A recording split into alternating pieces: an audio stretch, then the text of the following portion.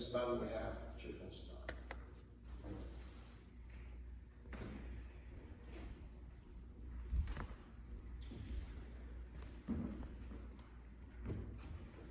Good morning, folks. How are you guys doing? This morning we're talking about a very special woman. And we're talking about also what she did. And we're talking about those guys who also were traveling on the road to Macedonia. During the night Paul had a vision, he saw a man from Macedonia standing and begging him, "Come over to Macedonia," the man said. "Help us." After Paul had seen the vision, he got ready at once to leave for Macedonia. We decided that God had called us to preach the good news there. At Troas, we got in the boat. We sailed straight for Samaris. The next day we went to Neapolis. From there we traveled to Philippi, a Roman colony. It is an important city in that part of Macedonia. We stayed there several days. On the Sabbath day, we went outside the city gate. We walked down to the river. There we expected to find a place of prayer. We sat there and began to speak to the women who had gathered there. One of the women listening was from the city of Thyatira. Her name was Lydia, and her business was selling perfect cloth. She was a worshiper of God. The Lord opened her heart to accept Paul's message. She and her family were baptized. Then she invited us to her home. "Do you consider being a believer in the Lord?" she asked. "If you do, come and stay at my house." She succeeded in getting us to go home with her. But now the question I have for you guys this morning: how do you prepare for coming to church?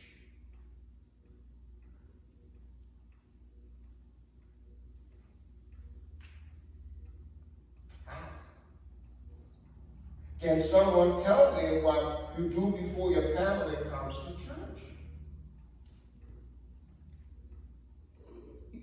Well, don't you get up, brush your teeth, breakfast, sit for a free breakfast, right? You get all sticky, you spend 12 hours in the bathroom fixing your hair, right? So those are a little bit of the ritual that takes place before we come to church in the morning. Now, just like we must prepare ourselves to come to church every Sunday morning, that's exactly how we must prepare to tell who?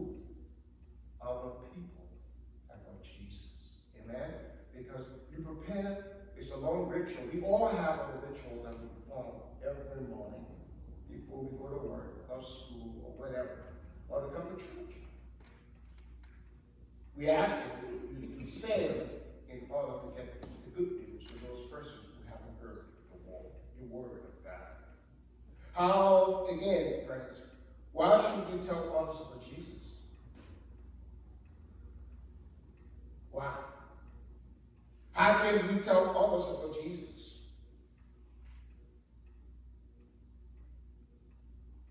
Because it is our goal as Christians to get out and spread the gospel for those who have not heard. So you see what happened? Lydia, on the other hand, was selling what? Her cloth. But when Paul started the message to her, preach the gospel, what happened? She believed. At that point, she got baptized. And what happened? She said, now that I have been baptized in the Lord, come over to my house. I want to invite you. Let's celebrate together. Right? That's exactly what happened. The woman named Lydia lived in Macedonia. She listened to what Paul had to say about Jesus. That's how you spread the gospel news to people who have not heard the word. I have a piece of pepper cloth this morning. For instance, we can remind you of Lydia's business of selling pepper cloth. Pepper cloth are rare, which made Lydia's business very important. She opened her heart and welcomed people with her acts of hospitality. So what the word hospitality means? Or someone said, oh, we provide great hospitality. What does that mean? Or someone said hospitality. What does that mean? Well, that's good too, but the dictionary defines the word as generous and friendly treatment of visitors and of guests. What do we all profess here? That we're a friendly bunch of people. We love people. When people come to this church, we flock around them, show them all the love and care, and and sometimes I'm sure some of them feel overwhelmed and say, "Oh, this people must be really friendly." That's hospitality there, So you want to welcome them when as they enter the building. So when someone comes to your church or to your home, what do you do to welcome them? You show them around? Yeah, that's good too. When you say welcome. Sometimes in some culture they ask you if you may ask, would you like to drink water? Some culture they ask you to wash your hands, wash your feet, put your shoes in the door, and all that stuff. But that's a way to welcome, make people feel pleasant and welcome to your home or your church when they are a first-time visitor to your house or your church. So just you place the purple cloth on your pillow. Maybe tonight, find a purple pillow, put on your pillow before you go to bed. Say your bedtime prayer. And remember, when you wake up, to spend the day telling others about Jesus. Now, nice piece of purple cloth, right? You want to hold the other piece for me? Hold one end of the line so we have both pieces. So this is the purple cloth, all right? So we're going to say a prayer together. Loving and gracious God, thank you for the Bible, which gives us the stories of other people who tell the world about Jesus. The Bible helps us to prepare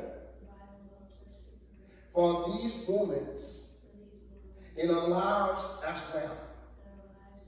Remind us that any time is the right time to tell people about Jesus. Amen. God bless you.